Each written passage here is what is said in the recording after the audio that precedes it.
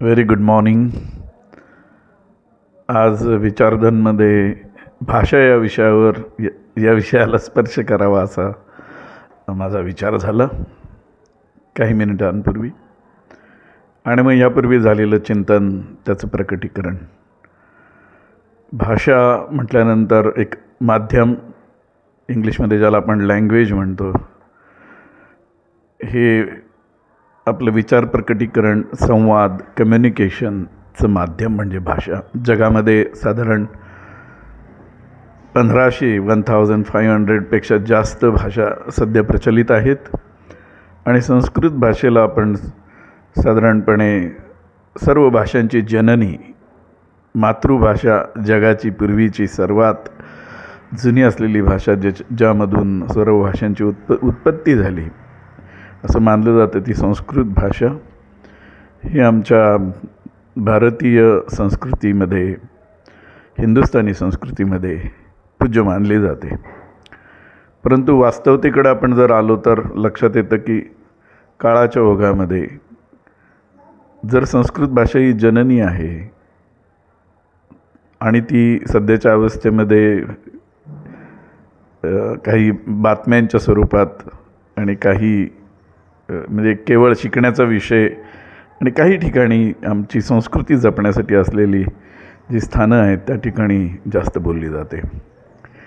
आणि संवादाचं साधन म्हणण्यापेक्षा ही भाषा शिकण्यासाठी आणि थोडाफार सुसंवाद साधण्यासाठी एका कमी टक्केवारीमध्ये ही भाषा बोलली जाते, अतिशय कमी प्रमाणात बोलली जाते. मग असा प्रश्न येतोच की मग संस्कृत ही भाषा जर जननी आहे सर्व भाषांची, तर मग ती टिकली आहे याबद्दल तर कोणी काही बोलायचं काही कारण नाही. पण जगभर तिचा प्रसार आणि प्रचार होऊ शकला नाही, याला इतिहास पण कारणीभूत आहे. आपण सहिष्णू आहोत, आपण कधी दुसऱ्यावरती आक्रमणं केलेली नाहीत, त्यामुळं आमच्या संस्कृतीवर अनेक हल्ले झाले. इंग्रज म्हणजे ब्रिटिशांपासून, त्या काळच्या मुघलांकडून, आणि आपण पारतंत्र्यात गेलो. नालंदासारखी मोठी विद्यापीठं, तेथील लायब्ररी, वाचनालये जाळली गेली की जी आग 2-2 वर्ष आग भडकलेली होती असं सांगतात. म्हणजे किती संपत्ती आमची संस्कृत भाषेमधली नष्ट झाली, आणि हे अतिक्रमणं आम्ही सहन केली काळाच्या ओघामध्ये. आणि सध्याचं वास्तव आपण बघूया. वास्तवामध्ये सध्या जगभर ज्या भाषा बोलल्या जातात त्याच्यात सर्वात जास्त, म्हणजे माझ्या माहितीप्रमाणे तरी इंग्लिश आहे, आणि भारतामध्ये सुद्धा जास्त भाषा जाणली जाते ती हिंदी आहे. इंग्लिश ही, अर्थात इंग्रजी ही भाषा मान्यता प्राप्त करावीच लागते, कारण ती भाषांमध्ये, अनेक देशांमध्ये सुसंवाद साधण्यासाठी सर्व जगभर पसरली. कदाचित त्याला ख्रिश्चॅनिटी पण कारणीभूत असेल. ख्रिश्चॅनिटी सर्व जगभर पसरली, त्याबरोबर इंग्रजीसुद्धा पसरली गेली. जसं आपण म्हणतो अमेरिकेचा शोध कसा लागला, तो काळ 200-250 वर्षाचा जर इतिहास आपण बघितला तर ब्रिटिशांनी आपलं साम्राज्य पसरवलं, त्याबरोबर इंग्रजी भाषासुद्धा सर्व दूर पसरली.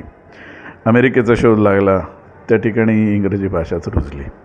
हा भाग झाला इंग्रजी भाषेच्या, इंग्लिश भाषेचा, की जी सर्व दूरवर या पृथ्वी तलावर बोलली जाते. त्या खलोखल मला वाटतं उर्दू भाषा असावी, कारण मुस्लिम राष्ट्र जी आहेत त्या ठिकाणी जास्त करून उर्दू भाषा आणि तथाकथित त्यांच्याशी उर्दू भाषेशी संदर्भ असलेल्या इतर भाषासुद्धा बोलल्या जातात.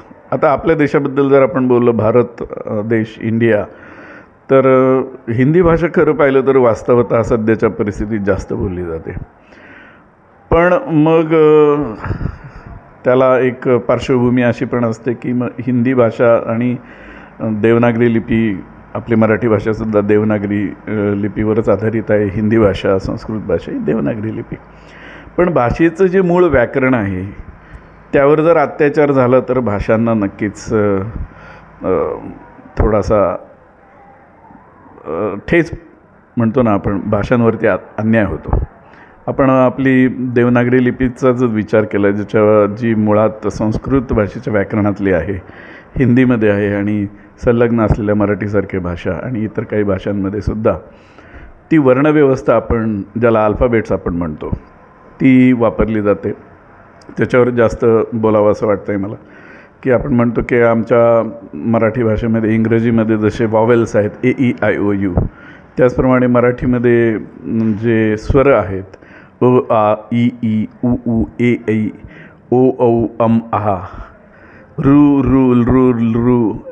आणि दक्षिण भारतामध्ये बऱ्यापैकी संस्कृत त्या काळात टिकली, कारण अतिक्रमणं ही दक्षिण भारतापर्यंत फारशी पोहोचली नाहीत. त्यामुळं आमची संस्कृत भाषेचा एक पगडा जो आहे तो तिथल्या संस्कृतीवर, कलांवरती आपल्याला दिसतो. आणि आपण आपली वर्णव्यवस्थेमध्ये क ख ग घ ण च च ज झ ण ट ठ ड ढ ण प फ ब भ म य र ल व श श स ह ळ क्षज्ञ रू रू लृ लृ आणि श्रीसारखा शब्द श्री श्र. तर ह्या सगळ्याचं आपण 52 मातृका असं संस्कृत भाषेमध्ये मानलं जातं. देवनागरी लिपीमध्ये 52 मातृका ज्या आहेत त्यांचा वापर, आणि अशी श्रद्धा पण आहे की समुद्रमंथन झालं त्यावेळेससुद्धा या मातृका ज्यावेळेस समुद्रमंथनातून बाहेर आल्या आणि शारदा देवीच्या माध्यमातून, गणपती बाप्पाच्या माध्यमातून ही वाचासिद्धी ही पसरली गेली. संस्कृत भाषेच्या माध्यमातून एक कम्युनिकेशन लँग्वेज म्हणून त्या काळामध्ये प्रस्थापित झाली. आणि खरं पाहिलं तर भाषेबद्दल कम्युनिकेशन हा विषय जर आपण घेतला की संवादाचं साधन, तर संवाद हे हातवाऱ्यांनी सुद्धा होतं. अनेक लिपी आहेत. अंधांसाठी ब्रेल लिपीचा शोध लागला गेला. आमचे एक मित्र त्याच्यामध्ये त्यांनी खूप मोठी कामगिरी केलेली आहे आणि अंधांसाठी सुद्धा त्यांनी खूप काम केले. त्यामुळे भाषा या तयार होत असतात.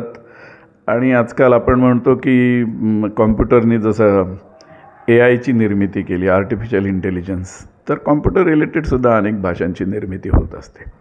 भाषा अनेक तयार होतात कारण ते संवादाचं साधन आहे, medium of communication, person to person और मास कम्युनिकेशन. पण जी आपली लिपी आहे त्या लिपीमध्ये आपल्या लक्षात येईल की 52 मातृकांवरती काही काळामध्ये स्वातंत्र्यापूर्वी किंवा नंतर अन्याय झालेला आहे. तुम्ही काही बघितलं, क ख ग घ ण वाङ्मयमधला ड काढून पूज्य पुढे, तो ड अंकल्पितनं अभ्यासक्रमातनं बाहेर काढलेला आहे. च च ज ञ चंचू पात्रातला तो पापड भाजायचा जो चिमटा असतो त्या आकाराचा हा च ज ञ हा सुद्धा कालबाह्य ठरवला गेला आहे. तर हे कोण ठरवतं? तर लक्षात आलं की जे तथाकथित प्रस्थापित भाषातज्ञ असतात किंवा ज्यांना मानसन्मान असतो, शासन प्रशासन दरबारी, तर ते म्हणतात की सध्या याची काही गरज नाही कारण त्याचा वापर कमी आहे. परंतु जर या मातृकांमुळे जर आमची भाषेच्या व्याकरणामध्ये ढवळाढवळ करण्याचा अधिकार, तुम्ही जर काही निर्माण केलं नाही त्याचा विध्वंस करायचा अधिकार नाही, साधं तर्कशास्त्र आहे, तर मग हे अधिकार कोणी दिले? आणि भाषेतनं जर असे जर मातृकाशक्ती जर आपण तिचा नाश करायला गेलो तर मग आपण आधारूत धरलं की आमची भाषा आम्हाला मान्य नाही, असंच होतं ते. तर मला असं वाटतं की तथाकथित ज्ञानी लोकांनी, लेखकांनी, कवींनी हा विषय उचलून धरला पाहिजे की 52 मातृका ज्या अल्फाबेट्स आहेत संस्कृतच्या, त्याच्यामधले काही अल्फाबेट्स तुम्ही का कट करता? व्याकरणावरती सुद्धा असाच अत्याचार होतो.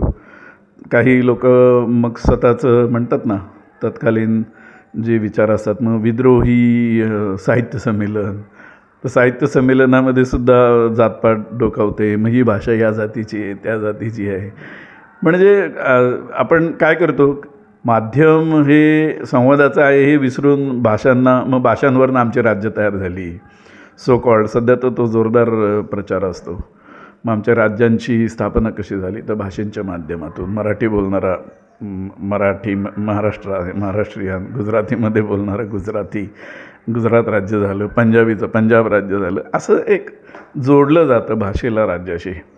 आणि हे तर्कशास्त्र वस्तुतः त्यानुसार ठीक आहे, त्या विषयापुरतं ठीक आहे, परंतु भाषेवरती अन्याय तर व्हायला नाही पाहिजे. त्या दृष्टीनं आपल्या समाजामध्ये बरंचसं उत्थापन होणं गरजेचं आहे. आणि जर मातृका ज्या आहे अल्फाबेट्सवर जर अन्याय होत असेल तर बुद्धिमंतांनी एकत्र यावं.